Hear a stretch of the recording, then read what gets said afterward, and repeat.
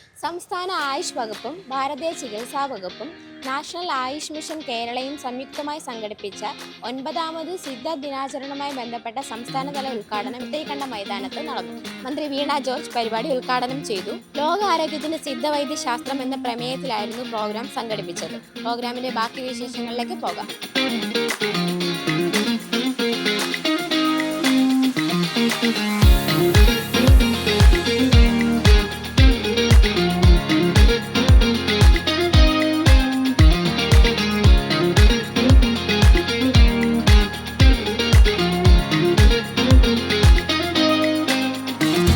എല്ലാവർക്കും നമസ്കാരം.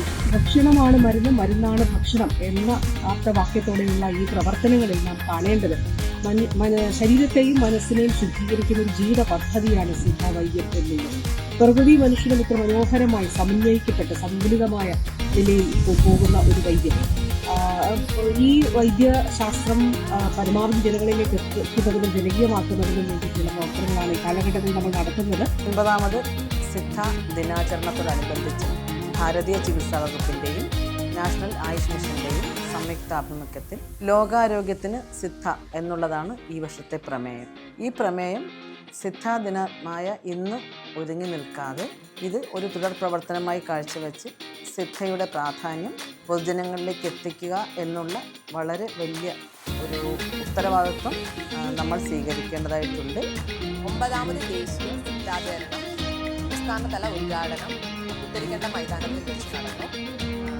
ലോകാരോഗ്യത്തിന് സിദ്ധ ഈ ചടങ്ങിനോടനുബന്ധിച്ച് വളരെ വിപുലമായിട്ടുള്ള പരിപാടികളാണ്. പ്രത്യേകിച്ചും 6 സ്പെഷ്യാലിറ്റികളോട് കൂടിയ മെഡിക്കൽ ക്യാമ്പാണ് ഇന്നിവിടെ സംഘടിപ്പിച്ചത്. സംസ്ഥാന സർക്കാരിൻ്റെ ആരോഗ്യം ആനന്ദം ക്യാമ്പയിനിൻ്റെ ഭാഗമായി ഇന്നിവിടെ ICDSൻ്റെ നേതൃത്വത്തിൽ ആരോഗ്യ ഭക്ഷ്യ പ്രദർശന മേള സംഘടിപ്പിച്ചു. അതോടൊപ്പം തന്നെ നമ്മുടെ തിരുവനന്തപുരം കോർപ്പറേഷനിലെ ഹരിതകർമ്മ സേന അംഗങ്ങൾക്ക് വേണ്ടി പ്രത്യേക പ്രാധാന്യം നൽകിക്കൊണ്ടുള്ള മെഡിക്കൽ ക്യാമ്പ് എന്നിവിടെ സംഘടിപ്പിക്കുകയുണ്ടായി. പ്രിയപ്പെട്ടവരെ, എല്ലാവർക്കും നമസ്കാരം. 9ാമത് സിദ്ധ ദിനാഘോഷത്തിന് ആയുർവേദ ഡോക്ടർമാരുടെ എല്ലാവിധ ആശംസകളും നേരുന്നു. നമുക്കറിയാം, ഭാരതത്തിൻ്റെ തനത് ചികിത്സാശാസ്ത്രങ്ങളിലൊന്നായ സിദ്ധവൈദ്യത്തെ ലോകത്തിന് മുൻപിൽ എത്തിക്കുക എന്ന ദൗത്യത്തിൻ്റെ ഭാഗമായിട്ട് ഇത്തരത്തിലുള്ള സിദ്ധ ദിനാചരണം നമ്മൾ നടത്തുന്നത്.